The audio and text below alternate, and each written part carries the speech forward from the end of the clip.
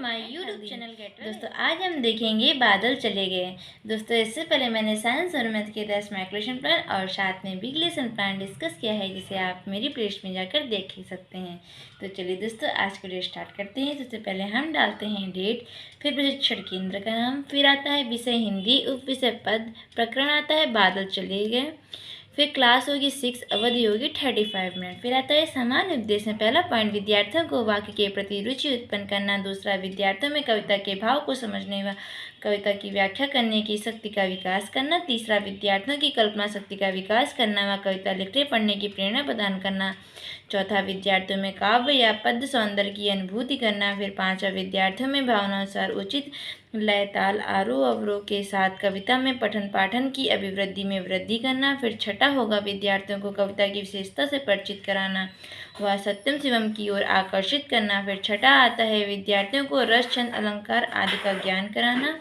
फिर आता है विशिष्ट उपदेश। विशिष्ट उपदेश में आता है इसके पहला ज्ञानात्मक, जिसमें विद्यार्थी बादल चले गए वे की भावना का भी प्रत्यक्ष कर सकेंगे। फिर आता है अवबोधात्मक, जिसमें विद्यार्थी बादल चले गए वे के विभिन्न उदाहरण प्रस्तुत कर सकेंगे। फिर आता है अनुप्रयोगात्मक, जिसमें विद्यार्थी बादल चले गए की पुष्टि कर सकेंगे। फिर चौथा आता है कौशलात्मक, जिसमें विद्यार्थी बादल चले गए वे का सूक्ष्म निरीक्षण कर सकेंगे। फिर पांचवा आता है रुचियात्मक, जिसमें विद्यार्थी बादल चले गए वे के अध्ययन में रुचि लेंगे। फिर छठा आता है अभिवृत्त्यात्मक, जिसमें विद्यार्थी बादल चले गए वे की भावना को प्रकट करेंगे। फिर आता है सहायक सामग्री में पहला कक्षा उपयोगी सहायक सामग्री, दूसरा प्रकरण को प्रदर्शित करता हुआ चार्ट। फिर आता है पूर्व ज्ञान में कि विद्यार्थी बादल चले गए वे नामक कविता से संबंधित सामान्य जानकारी रखते हैं। फिर आता है छाता क्रियाएं में ग्रीष्मकाल के पश्चात कौन सा मौसम आता है, तो यहाँ पे बरसात का होगा। फिर इसके आगे आता है बरसात के मौसम में क्या पहचान है, तो बारिश होती है। फिर तीसरा होगा बारिश होने से पूर्व आसमान किससे घिर जाता है, तो बादलों से घिर जाता है। चौथा होगा बादलों को हम जीवन के सुख दुख में किस प्रकार जोड़ सकते हैं, तो यहाँ पर समस्यात्मक प्रश्न आता है। फिर आता है उपदेश कथन में कि आज हम लोग त्रिलोचन जी द्वारा रचित बादल चले गए वे नामक कविता का रसामदन करेंगे। फिर आता है प्रस्तुतिकरण में कि बना बनाकर चित्र सलोने यह सुना आकाश सजा, राग दिखाया रंग दिखाया, छड़ छवि से चित्त चुराया, बादल चले गए वे। फिर आता है आदर्श वाचन में आप लिखेंगे छात्र अध्यापिका प्रस्तुत कविता का लय ताल आरोह अवरोह के साथ स्वसर वाचन करेंगी। अनुकरण वाचन में होगा छात्र अध्यापिका विद्यार्थियों से अनुकरण वाचन करवाएंगी। उच्चारणाभ्यास में होगा चित्र राग आकाश चित्त चुराया बादल अनोखे। फिर आता है भाव व्याख्या में कि कविता कहता है कि बादलों से अपने अच्छे अच्छे चित्र बनाकर आकाश को अच्छी तरह सजाया है, अनेक प्रकार से प्रेम दिखाकर अपने विभिन्न रंग दिखाया है, प्रतिक्षण अपने आकार को अलग अलग करते हुए ये बादल फिर से आकाश में विलुप्त हो जाते हैं। वैसे ही मनुष्य के जीवन में दुख और सुख आते जाते रहते हैं। फिर आता है बोध प्रश्न पहला, सुंदर आकाश किससे घिरा हुआ है, तो बादलों से घिरा हुआ है। दूसरा आकाश का श्याम रंग कैसा लग रहा है, तो सुंदर लग रहा है।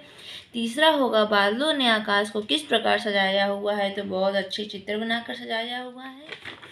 फिर आता है काठिन्य निवारण एवं श्यामपट सारांश, जिसमें शब्द अर्थ विधि प्रयोग में पहला होगा आकाश, अर्थ होगा आसमान, विधि होगा विलोम, प्रयोग होगा पाताल, छवि चित्र वाक्य प्रयोग आकाश में बादलों की छवि अत्यंत सुहावनी लग रही है, चित्त मन प्रयोग और एकाग्र चित्र कर पढ़ना चाहिए। फिर निरीक्षण कार्य में होगा छात्र अध्यापिका श्याम पट पर लिखे कार्य को विद्यार्थियों से उत्तर पुस्तिका में उतारने को कहेंगी और स्वयं पूरी कक्षा में घूम घूम कर निरीक्षण करेंगे। फिर प्रस्तुतिकरण में होगा आसमान अब नीला नीला एक रंग रस श्याम सजीला, धरती पीली हरी रसीली, शिशिर प्रभात समुज्जल गीला, बादल चले गए वे दो दिन दुख का दो दिन सुख का, दुख सुख दोनों सगी जग में, कभी हास है कभी अश्रु है, जीवन नवल तरंगी जंग में, बादल चले गए वे।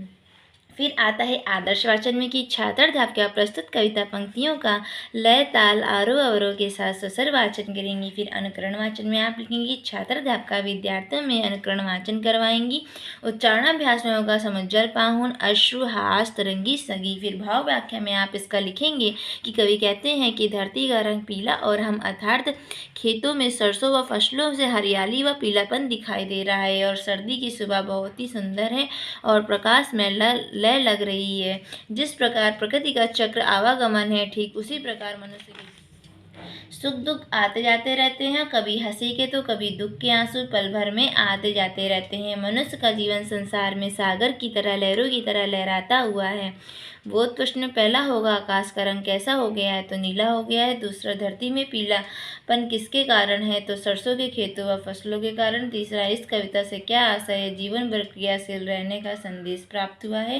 काठिन्य निवारण एवं श्यामपट्ट सारांश में होगा शब्द पाहुन, अर्थ होगा अतिथि मेहमान, विधि होगा वाक्य प्रयोग होगा राम के घर कल मेहमान आए थे। फिर प्रभात, सुबह, विलोम, शाम, जग, संसार, वाक्य प्रयोग पव सागर विविधताओं से प्रयुक्त है। फिर दुख, कष्ट, पर्यायवाची, विलाप, शोक। फिर मूल्यांकन प्रश्न पहला होगा, छड़ छवि से चित्त किसने चुराया? फिर दूसरा होगा, आसमान अब किस रंग के हो गए हैं? फिर तीसरा होगा, मनुष्य के जीवन में क्या आता जाता रहता है? फिर गृहकार में होगा पहला दुख सुख, दूसरा होगा एक रंग संग। फिर इसमें चले गए वे और समुज्जल गीत, इनमें से भाव में क्या प्रकट हो रहा है इसमें स्पष्ट करना होगा बच्चों को।